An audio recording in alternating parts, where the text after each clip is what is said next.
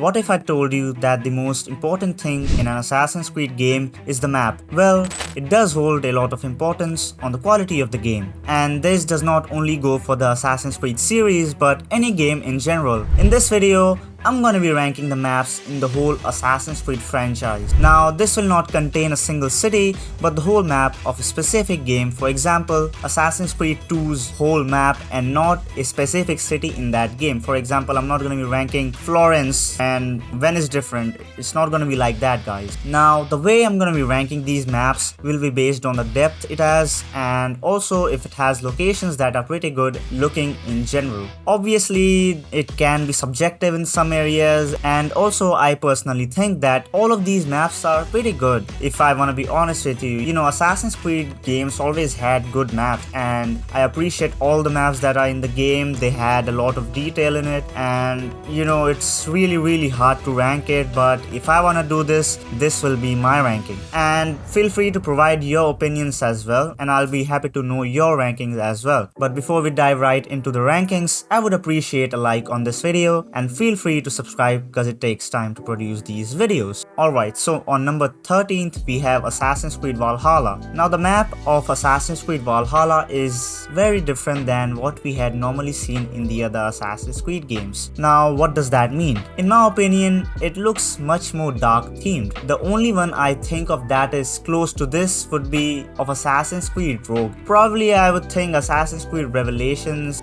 some parts of Assassin's Creed 1 might also fall in this category, but the way the whole thing looks in this game is it looks very dark themed in my opinion. Everything is blue sort of. Now the problem with the map is that it is way too massive in my opinion, and there was actually no need to make this map that massive. It's not generally a bad thing, but the problem that arises with this is that there is too much empty pieces of land that makes it look bigger, without any point in my opinion, because creating landscape is easier than creating buildings, and that's what is wrong with this map in my opinion. Just too much of unnecessary stuff. The game I would like to compare it with would be Starfield that recently came out. Not recently, but like in September. They have numerous planets in the game, but barely some with any depth and substance. In my opinion, I feel like the England area and the Norway area at that time was pretty empty, and let's be honest, the time period they chose just was not that good in my opinion.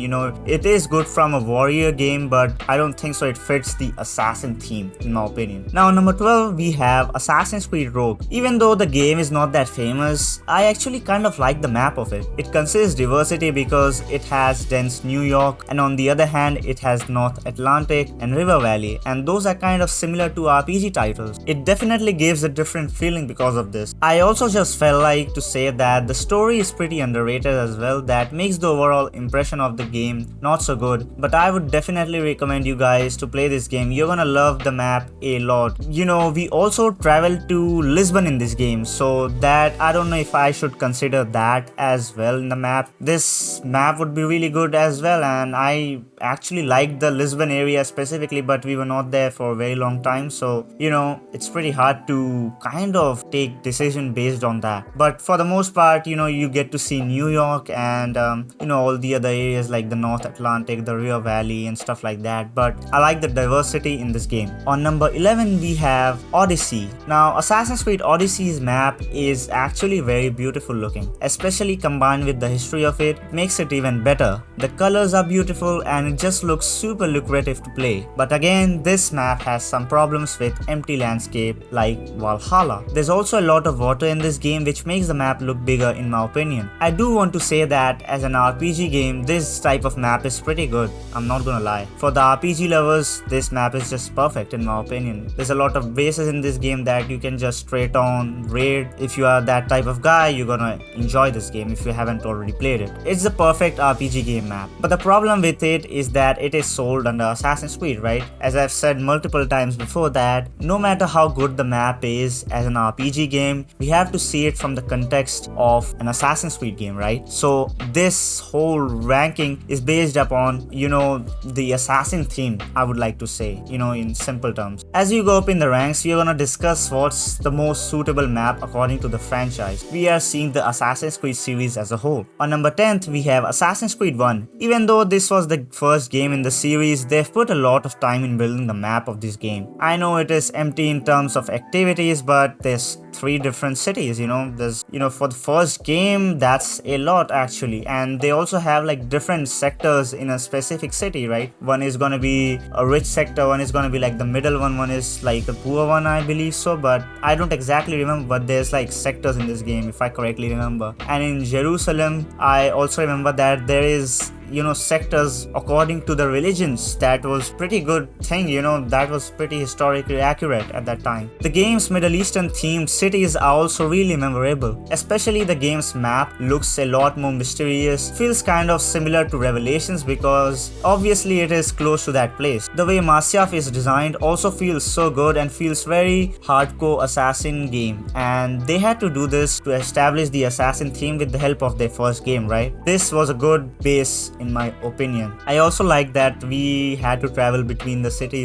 by the horse. That was pretty hilarious how the horse used to ride, but just a thing that came in my mind. On number 9, we have Assassin's Creed Syndicate. The map in this game is very unique compared to the other Assassin's Creed game, and that is due to the fact that at this point, roads started getting developed in the history. Also, the size of these roads were pretty big, so it felt more close to what a present time open world game would feel like, just without the motor vehicles. I definitely appreciate the uniqueness of the map, and we have not seen anything close to this map, to be honest. Most of the times we see kind of small pathways or roads, but in this game there's actually huge, even there's like bridges that are like really big, and there's big lane roads as well. Though the problem it caused was that because of the distance between the buildings, sometimes it is very hard to parkour, so that was definitely a hindrance. It was a pretty big map as well. Map looks sick to me in my opinion, and everything is really good, but as I said before, specifically in the context of an Assassin's Creed game, there's a lot of things that you need to keep in your mind, right?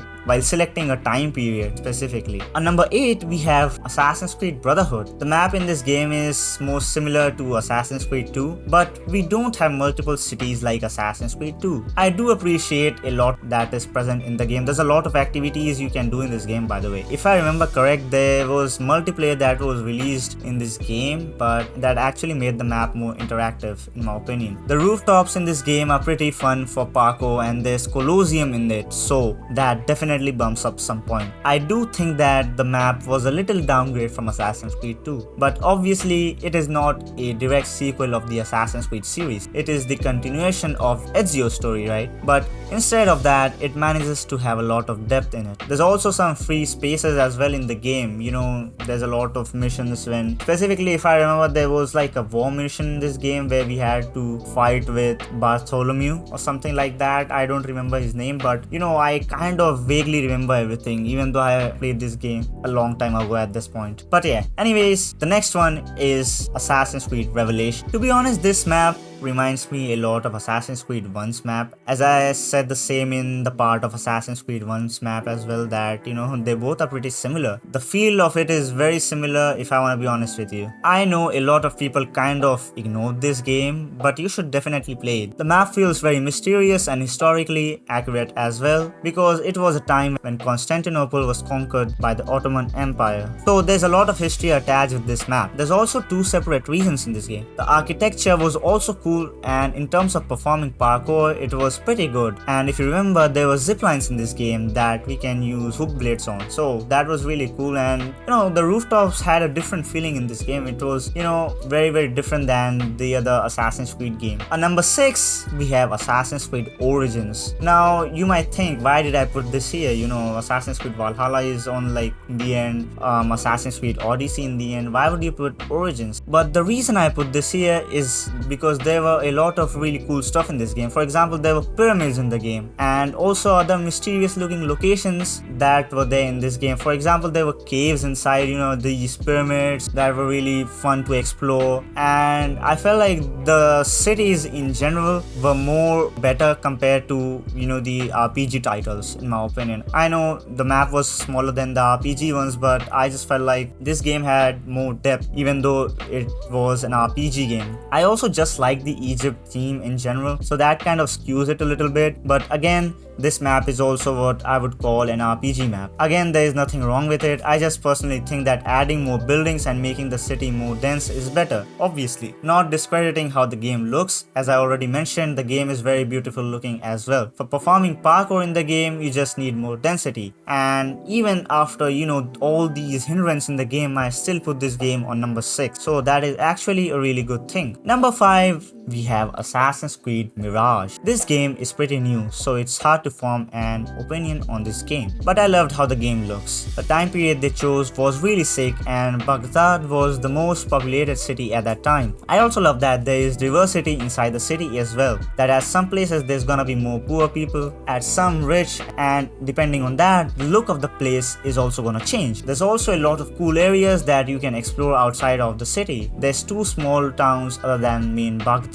Also, there's a lot of free space to see some nature. You can hop on your horse and just ride here and there. There's really sick, place in this game. Especially, I played it recently, so I remember a lot in this game. Specifically, if you go in the south region of the map, it looks really beautiful. It looks like, something out of Red Dead Redemption's map, to be honest, if you actually do that. But that's what I think of this game, and still I have to form a lot of opinions on this because it is a pretty new map, so it's very hard to give opinion properly on this because there's obviously some recency bias that you get after playing a game. On number 4, we have Assassin's Creed 3's map. The map in this game also contains a very unique thing. Now, I have said this thing so many times, but every single Assassin's Creed has like a unique thing of its own, and in this game, the underground tunnels was the one that was unique. It creates a lot of depth and ways to move through the city. There were some missions in which you had to actually do this, right? There were like soldiers deployed and you had to kind of hide from them and